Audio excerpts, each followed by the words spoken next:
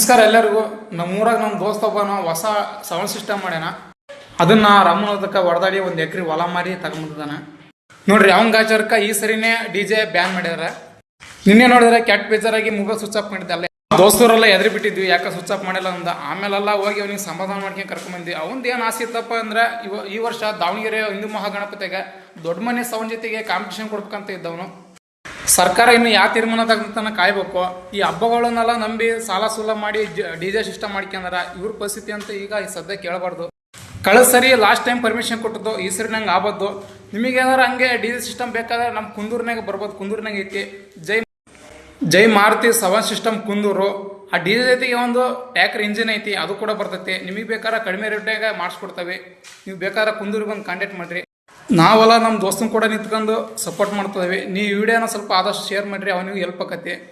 ಹಂಗ DJದು ಡೆಮೋ ಆಗ್ತವೆ ನೋಡ್ರಿ.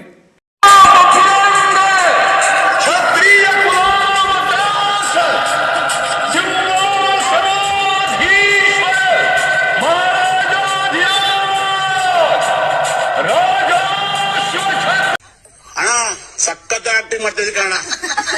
ಕಲಾವಿದ ಕಣ. ನಮಸ್ಕಾರ ಕಣ. ನೀನು ನಮಸ್ಕಾರ.